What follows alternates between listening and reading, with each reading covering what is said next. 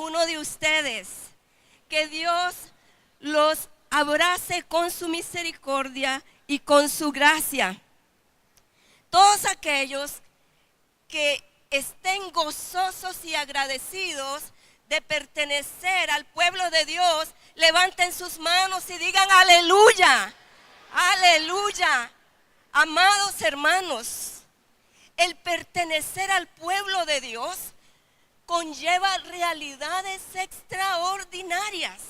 Escuche, una de esas realidades es que nosotros experimentamos un sentido de pertenencia que es real. Le pertenecemos al Señor, pertenecemos a la comunidad del pueblo de Dios.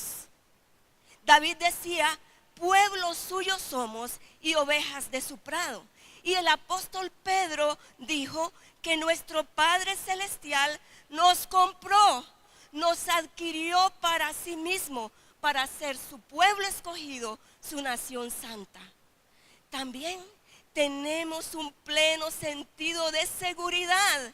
Vivimos y caminamos cada día y cada año con la seguridad de que nuestro Dios nos cuida y nos protege. Porque el que habita al abrigo del Altísimo morará bajo la sombra del Omnipotente. Con sus plumas te cubrirá y debajo de sus alas estarás seguro. Otra realidad es que tenemos sentido de propósito, porque Él nos ha escogido para ser parte de sus planes para el mundo y porque vivimos con la esperanza gloriosa de una vida en la eternidad con el Señor. Amén. ¿No son esas realidades maravillosas y extraordinarias?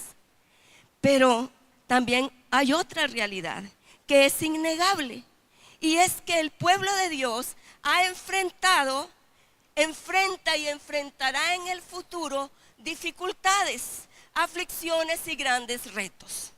Siempre hay batallas que pelear, ¿cierto? Es la constante lucha entre el bien y el mal, entre los ejércitos del Dios de Israel y los ejércitos del mundo comandados por su príncipe Satanás. El día de hoy les comparto el primer tema de la serie, la victoria del pueblo de Dios, que estaremos impartiendo durante este mes, la victoria del pueblo de Dios.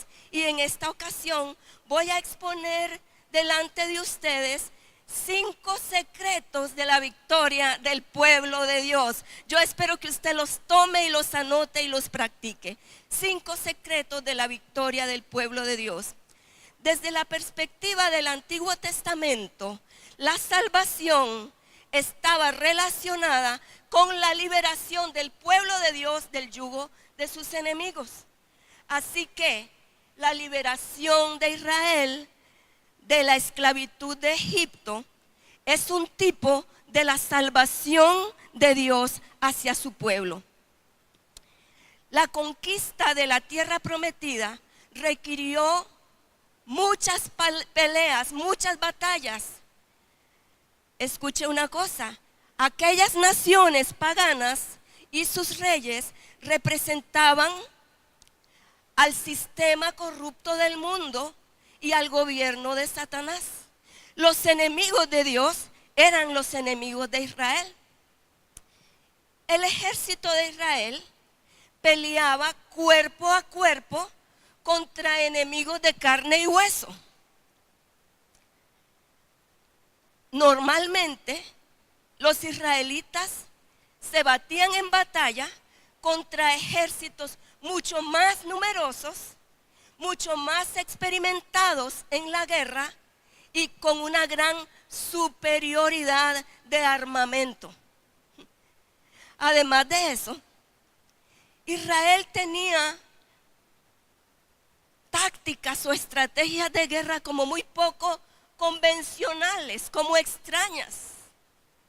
Por ejemplo, cuando Gedeón se enfrenta a un enorme ejército con 300 hombres armados con cántaros y antorchas, o como cuando Josué conquistó a Jericó dándole 7 vueltas a aquel muro. Esa era la realidad. Sin embargo, nosotros al leer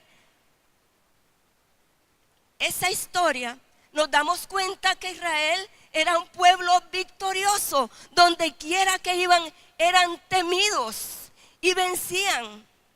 Ellos se convirtieron en conquistadores de toda la tierra que pisó la planta de sus pies, dentro de los límites que Dios estableció para la tierra prometida. Un pueblo victorioso, definitivamente victorioso. Pero entonces, si habiendo definido estas estrategias, el número y las armas de los israelitas, nos preguntamos cuáles eran los secretos de la victoria del pueblo de Dios. Quiero basar esta disertación en el pasaje que leyó Michelle y que le dimos seguimiento, que se encuentra en Deuteronomio 20, del 1 al 4. Es interesante que este pasaje se encuentra en el conjunto de instrucciones que Dios le dio a su pueblo cuando iban a pelear, a conquistar la tierra prometida. Y específicamente en el grupo de instrucciones que Dios les da para pelear la batalla, para conquistar, para ir al combate. Qué interesante, porque Dios no demanda de su pueblo que tengan mucha destreza o experiencia, porque Él se encarga de eso. Dios más bien le dice a su pueblo que vaya al combate, a la batalla, con ciertas actitudes que serán determinantes para tener el éxito. Esas actitudes son los secretos que voy a compartir. Son los secretos de la victoria del pueblo de Dios.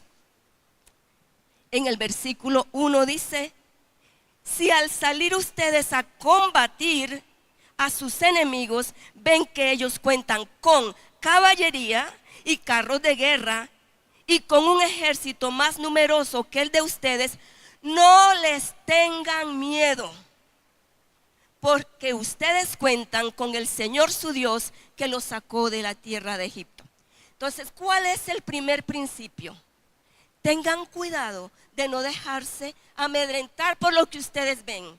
Cuando nosotros vemos al enemigo y cuando él se viene contra nosotros, ¿qué vemos? A un enemigo poderoso, con todo su ejército, con sus armas apuntando para derribarnos, para destruirnos. El Señor le dice a Israel: no se amedrenten cuando sus ojos, y quiero enfatizar en el verbo, cuando vean lo que ellos tienen, todos esos caballos, esas armas, esos carros de guerra, no se amedrenten. Ese es el primer principio.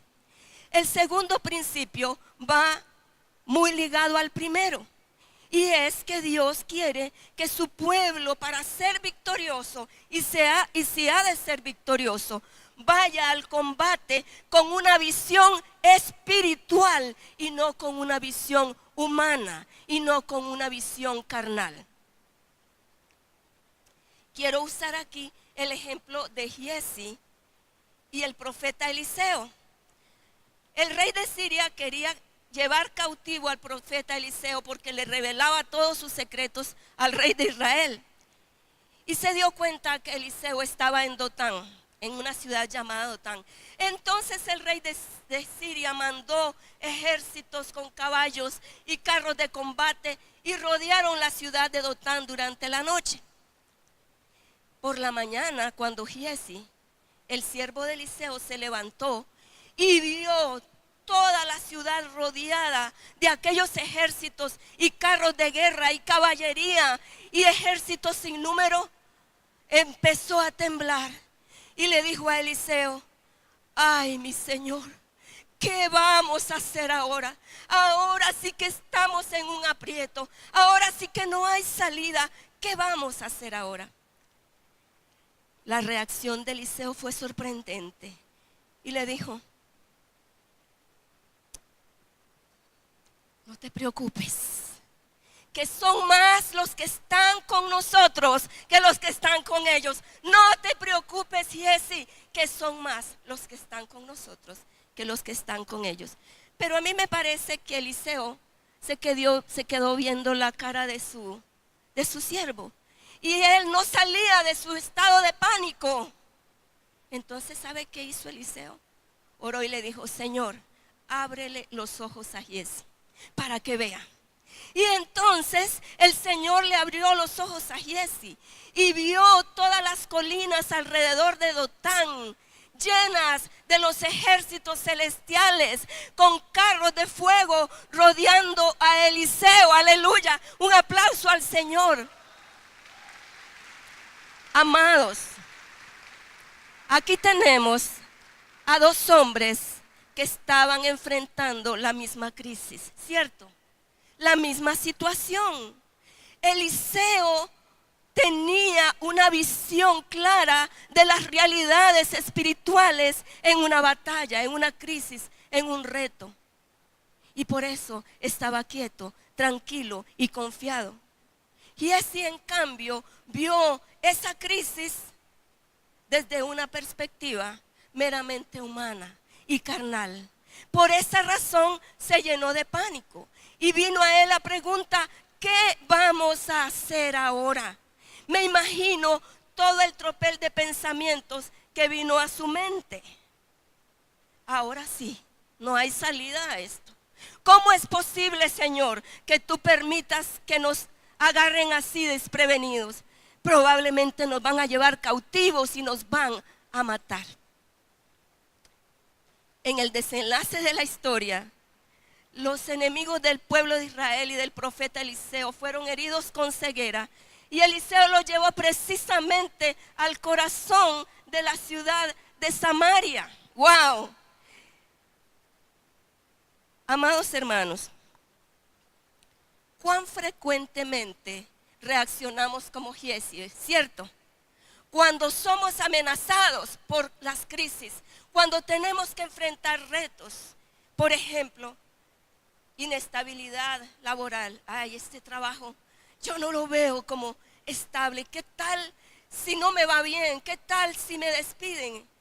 Cuando algo le pasa a uno de nuestros hijos, cuántas cosas vienen a nuestra mente. Cuando hay dificultades económicas, hermanos, cuando el enemigo se levanta contra nosotros para destruirnos. Y lo vemos, por ejemplo, a través de personas malvadas que nos odian, que nos aborrecen, que quieren destruirnos y derribarnos. O por ejemplo, cuando las cosas no salen como nosotros esperábamos en determinadas áreas de nuestra vida. Cuando vemos nuestras expectativas humanas hechas pedazos. Bueno, entonces acuérdate de ese principio.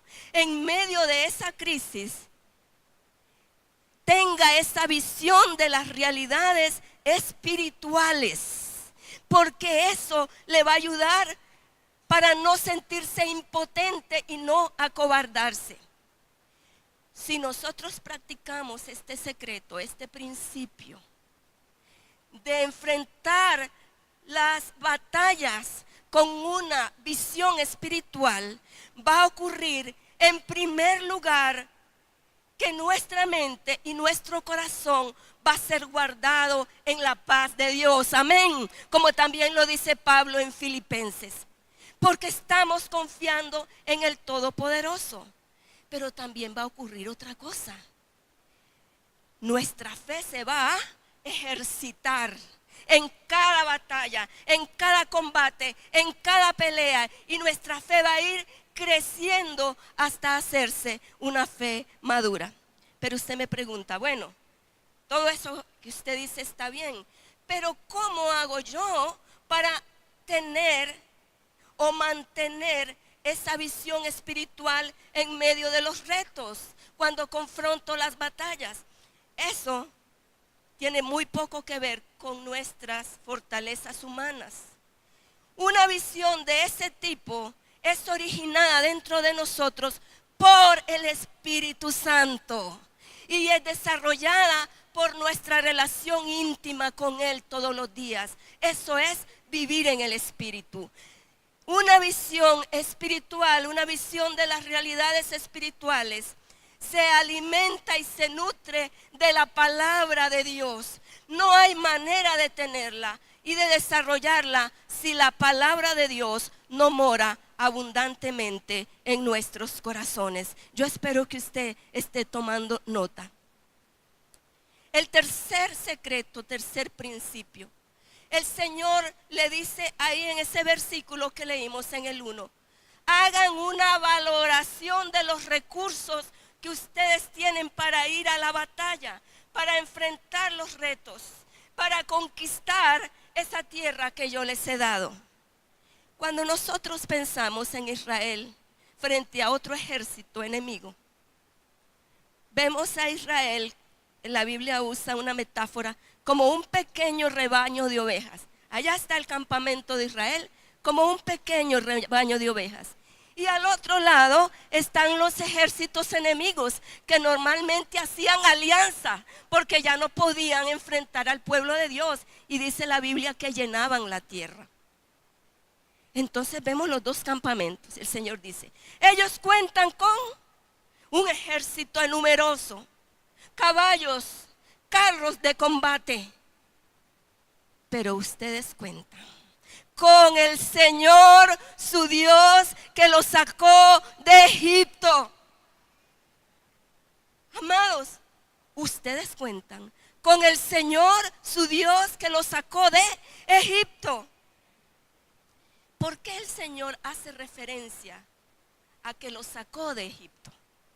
Quiere decirle, recuerden quién soy yo.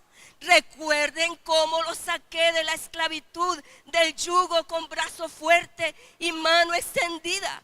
Recuerden cómo yo combatí contra los dioses de los egipcios y los humillé y los avergoncé. Recuerden cómo cuando Faraón y sus ejércitos los persiguieron, yo abrí el mar rojo y ustedes pasaron, en tanto que ellos quedaron hundidos en el mar. Démosle un aplauso al Señor, porque Él está con nosotros. Aleluya. Valoren los recursos espirituales. Marcel, el 30, nos hablaba de la importancia de valorar los recursos espirituales. Y muchas veces no los estamos valorando y por eso sufrimos derrotas, hermanos. Eso me hace pensar que la valoración de David, cuando vio a aquel gigante, todo vestido de gran armadura, con un escudero y muy fanfarrón, David le dijo, tú vienes a mí con espada y lanza y jabalina, mas yo voy a ti en el nombre del Señor Todopoderoso, el Dios de los ejércitos de Israel, a quien tú has desafiado. ¿Cayó o no cayó, hermanos? ¿Cayó o no cayó? Aleluya. David valoró los recursos espirituales, a diferencia de Saúl y todo el pueblo de Israel que estuvieron temblando ante las amenazas de aquel enemigo. Amados hermanos, el valorar los recursos espirituales nos libra del sentimiento de impotencia y de acobardarnos, porque reconocemos que el poder de Dios actúa a nuestro favor. Eso lo dice el apóstol Pablo. El poder de Dios actúa a nuestro favor en cada crisis, en cada reto, en cada situación que enfrentamos. El cuarto secreto, principio, dice, ustedes deben prestar atención a la palabra sacerdotal, pastoral, a las instrucciones, al consejo, a la predicación de la palabra del Señor. No tienen que andar ahí solos y desorientados. Presten atención a la palabra sacerdotal.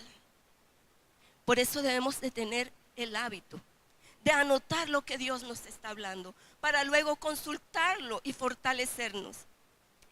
¿Cuál fue la palabra sacerdotal registrada en este pasaje? Leo para ustedes Deuteronomio 20 del 2 al 4. Oiga hermano, escucha, abra bien sus oídos lo que el sacerdote dice. Dice, y cuando llegue la hora de la batalla, el sacerdote se dirigirá al ejército y le dirá: escuchen, israelitas, hoy van a luchar contra sus enemigos. No se desanimen, ni tengan miedo. No tiemblen ni se asusten, porque el Señor su Dios está con ustedes. Él luchará contra sus enemigos y les dará la victoria. Esas son las instrucciones sacerdotales. Vean que la primera instrucción es: la batalla es inminente. Eso de pare de sufrir. Amados hermanos, la batalla es inminente. Viene, está garantizada. Jesús mismo dijo: en el mundo ustedes van a tener aflicciones, pero también dijo: confíen, yo he vencido al mundo. Entonces, la batalla es inminente, es una realidad, es verdad. Pero entonces siguen las instrucciones. El principio que he rescatado cuando dice: pero no se desanimen, no tengan miedo, es que primero, oiga amado, primero, antes de que usted gane esa batalla en su trabajo, en su familia, en su comunidad, en su ministerio, debe ganar la batalla interna contra el miedo, contra el desánimo, contra todos esos pensamientos que vienen a la mente y al corazón. Primero hay que ganar esa batalla. De lo contrario, llevamos la de perder. Entonces recuerde el principio, la instrucción sacerdotal: ganar esa batalla contra el miedo.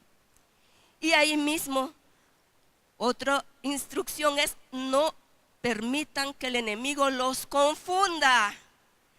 Las palabras que se usan en ese texto, que hablan de no tiemblen ni se asusten, tienen que ver con turbación, confusión, consternación. Él dice: cuando vayan a la batalla, no permitan que el enemigo a ustedes les cause turbación, confusión y consternación.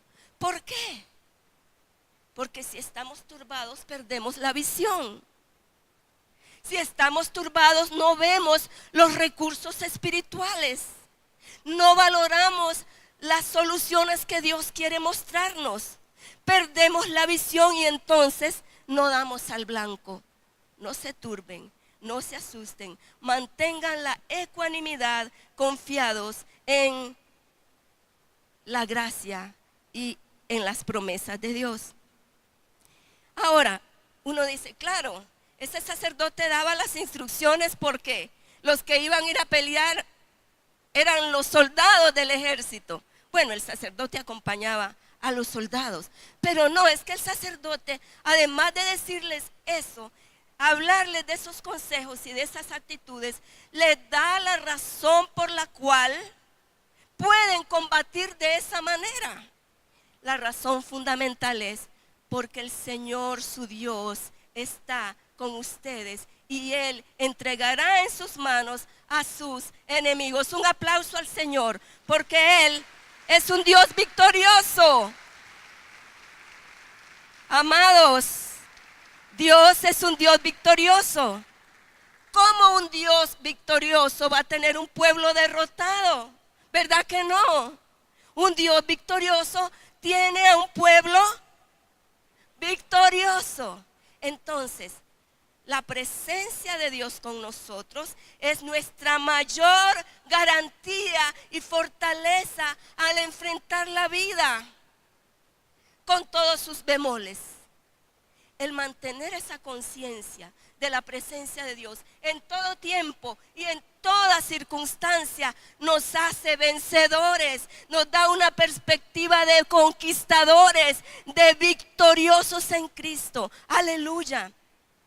Es por esa razón, no sé si a ustedes les ha pasado, que cuando viene la batalla y se acerca la tormenta, el enemigo lo primero que intenta es hacernos dudar de la presencia de Dios. Y Dios está contigo, Dios está contigo. Y David, en una de sus grandes crisis, nos comparte una experiencia en el Salmo 42, 3 y 5. Dice: día y noche me alimento de lágrimas. Estaba en una gran crisis. Mientras que mis enemigos se burlan continuamente de mí diciendo: ¿dónde está ese Dios tuyo? Ese Dios que tú dices que te libra, ese Dios que tú dices que te protege, ese Dios que tú dices que te ama. ¿Dónde está? ¿Por qué te deja estar en esta situación? Y David estuvo afligido realmente, pero de repente él reflexiona y dice: un momentito, alma, un momentito, David, ¿qué te pasa? Y dice: ¿por qué estoy desanimado? ¿Por qué está tan triste mi corazón? Pondré mi confianza en el Dios de mi salvación, en la roca que me protege. Volveré a alabarle, tendré la victoria y mis enemigos serán avergonzados. Aleluya, un aplauso fuerte al Señor. Aleluya. ¿Por qué he de desanimarme si el Dios de mi salvación está conmigo? No importa cuán oscuro sea el día, cuán recia sea la batalla, no importa que no se vea salida, es el Dios que tiene poder para abrir el mar y que su pueblo pase, para derribar las murallas más grandes y espesas y darnos la victoria. Aleluya, gloria al Señor. Una de las instrucciones sacerdotales es muy interesante. Es la que dice Deuteronomio 28. Después los jefes se dirigirán de nuevo al ejército y le dirán: escuchen todos, si alguno tiene miedo y le falta valor en medio de la batalla, que se vaya para su casa para que no acobarde también a sus compañeros. Y yo me quedé: wow, Dios mío. Me hizo mucha gracia, ¿verdad? Tiene hasta un toque de humor. Los cobardes, los miedosos, mejor que se vayan para que no acobarden a los demás en medio de la batalla. ¿Cuántos conocen gente del comité de desaliento? Pero el principio, el secreto es: usted no permita que los cobardes le transmitan esa cobardía, que lo atemoricen, no importa que sea tan grande como el gigante Goliat, no lo permita. Mucha gente le dirá: si a usted todo le sale mal, usted no hace nada bien. Ya lo ha intentado otras veces. Mire, si no tiene recursos, ¿cómo se le ocurre a usted? No, ni lo piense, quédese tranquilito donde está. Mire, es probable que eso no funcione. Así le dijeron a mi esposo cuando iba a empezar este proyecto: eso no va a funcionar. Y aquí estamos. Aleluya, gloria al Señor, gloria a Dios, gloria al Señor. Aleluya.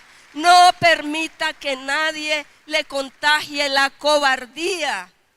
Y por favor, no sea usted de los que acobardan a los hermanos, a los que van a la batalla. Y este principio no lo voy a analizar, pero sí es un principio, un secreto de la victoria: la fidelidad y el amor a Dios, porque se va a tocar en los mensajes posteriores. Pero en Josué 23, del 6 al 11, Josué instruye al pueblo y le da secretos de la victoria. Les dice: esfuércense en guardar la palabra, sean fieles al Señor y ámenlo con todo su corazón, porque entonces uno solo de ustedes puede hacer huir a 1000. Eso es glorioso, porque entonces uno solo de ustedes puede hacer huir a 1000, porque el Señor su Dios pelea a su favor. Amados hermanos, tal vez algunos dicen: pero usted me está hablando más que todo de experiencias de experiencias del pueblo de Dios en el Antiguo Testamento. Bueno, estos principios que yo les he compartido son todos aplicables al pueblo de Dios del Nuevo Pacto. Todos son aplicables. Y más bien en el Nuevo Testamento tenemos muchas ventajas. tenemos las ventajas de que la revelación progresiva de Dios se ha completado en el Nuevo Testamento. Tenemos la ventaja que el Espíritu de Dios mora en nosotros. Entonces, si usted se está preguntando eso, recuerde, la batalla continúa. La batalla del reino de Dios contra el reino de las tinieblas. En el Nuevo Testamento hemos de tomar en cuenta que tenemos la revelación clara de la naturaleza de nuestro enemigo. No son enemigos de carne y hueso. No es el esposo que le grita, o la esposa que le hace la vida imposible, o el jefe, o las circunstancias, o el vecino, o la suegra, no. Hermanos, el enemigo tiene una naturaleza espiritual maligna. Y dice aquí en Efesios 6:12, pues no luchamos contra enemigos de carne y hueso, sino contra gobernadores malignos y autoridades del mundo invisible, contra fuerzas poderosas de este mundo tenebroso y contra espíritus malignos de los lugares celestiales. ¿Conocemos contra quién luchamos? Y eso es importante. Sabemos que en el Nuevo Testamento nosotros nos vemos en un campo de batalla y en tres flancos que tenemos que luchar: la carne, el mundo y el diablo.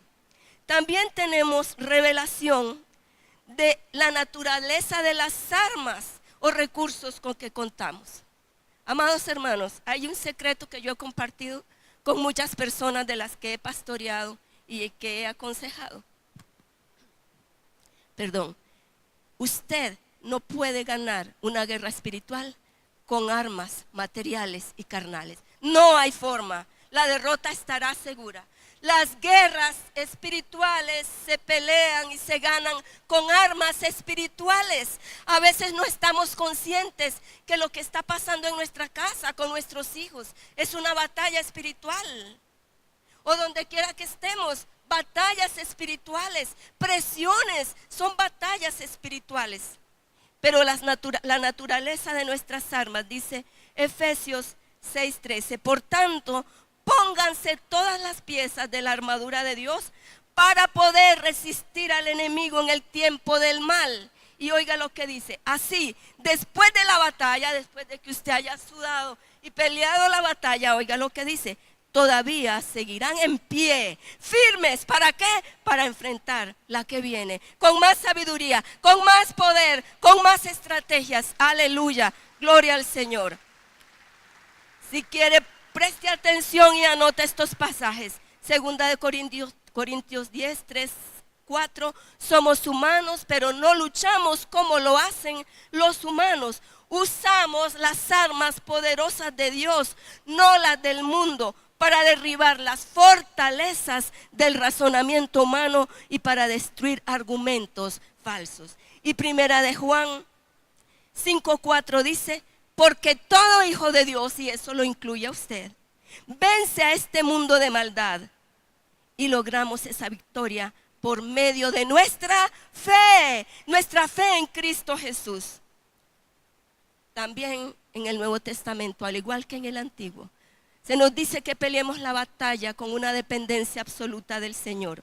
Primera de Juan 4:4. Esta palabra de Dios es maravillosa y es para usted. Y dice: hijitos, ustedes son de Dios. Y por eso, esa es la razón por la que ya han derrotado a los enemigos de Cristo. Porque el que está dentro de ustedes es más grande que el que está en el mundo. Es así, hermano, es así, lo cree, lo recibe y lo vive. Aleluya. Y luego, segunda de Corintios 4, del 7 al 10, he estado leyendo en la traducción Dios habla hoy y otras traducciones como lenguaje actual. Dice: ahora tenemos esta luz que brilla en nuestro corazón, pero nosotros mismos somos como frágiles vasos de barro que contienen este gran tesoro. Pero oiga lo que dice esta parte. Esto, o sea, esta debilidad nuestra nos deja claro que nuestro gran poder proviene de Dios y no de nosotros mismos. ¿De dónde viene este gran poder que tenemos? Proviene de Dios. Aleluya. Y luego sigue Pablo Por todos lados nos presionan las dificultades, pero no nos aplastan. Estamos perplejos, pero no caemos en desesperación. Somos perseguidos, pero nunca abandonados por Dios. Recuerde esto porque la persecución se está levantando en el mundo entero. Perseguidos, pero no abandonados por Dios. Somos derribados, pero no destruidos. Aleluya. ¿Por qué? Mediante el sufrimiento de Cristo experimentamos la muerte de Cristo para que también su vida se manifieste en nosotros. Y Apocalipsis 12:11 nos da esa visión gloriosa de los mártires que vencieron y llegaron al trono de Dios victoriosos. Y dice así: ellos lo han vencido. ¿A quién? Al diablo, al mundo y a todos sus ejércitos, por medio de la sangre del Cordero y por el testimonio que dieron. Y oiga esto: y no amaron tanto la vida como para tenerle miedo a la muerte. ¿Quién dijo miedo? ¿Quién dijo miedo a lo que venga? Si el Señor Todopoderoso es el capitán, es el comandante en jefe. Aleluya, gloria al Señor. Concluyendo, no se deje amedrentar. Enfrente las batallas espirituales con una visión espiritual, valore los recursos espirituales, preste atención al consejo pastoral, tenga el hábito de anotar los principios, la palabra que Dios le hable para ponerla en práctica, viva consciente de la presencia del Señor, sea fiel y ame al Señor. Amados hermanos, cierro de esta manera. La batalla es inminente. Somos un pueblo que tiene que estar peleando batalla contra batalla continuamente, pero también hay algo inminente. El Señor ha prometido la victoria. El Señor ha prometido la victoria, y no una victoria a medias. Escuche, no es una victoria a medias, sino que en el sentido integral de la fe es una victoria completa, es una victoria absoluta. Dice Romanos 8:35 y el versículo 37 en la versión La Palabra de Dios para Todos. ¿Acaso hay algo que nos pueda separar del amor de Cristo? ¿Será que Él ya no nos ama? Si tenemos problemas o dificultades, si somos perseguidos, o pasamos hambre, o estamos en la miseria o en peligro, o bajo alguna amenaza, incluso de muerte. Claro que no, enfatiza. Claro que no, señores, y que lo oiga el diablo, el mundo, y que lo oiga sobre todo el pueblo de Dios. Claro que no. A pesar de todas estas cosas, nuestra victoria es absoluta, recalco, absoluta, por medio de Cristo que nos amó. Póngase de pie y dele un aplauso al Señor glorioso. Pueblo victorioso por causa de la presencia de Dios. Bendito sea el Señor, alabado sea el Señor. Y bueno, hermano, en esta mañana, primera celebración de este año, yo quiero hacer un llamado. Yo quiero que, como en un acto de fe, porque Dios le puede ministrar y usted pues es bendecido ahí, pero en un acto de fe, en este primer día en que celebramos como comunidad de fe, pasen adelante acá, pasen desde aquí muy cerca, y vamos a decirle: Señor, yo recibo esta palabra, y yo, Señor, acérquense bien acá para que haya espacio, hermanos, y de verdad, Señor, yo quiero poner en práctica estos principios que tú me has dado hoy. Yo quiero poner en práctica estos principios que son secretos de la victoria del pueblo de Dios. Levante sus manos al Señor.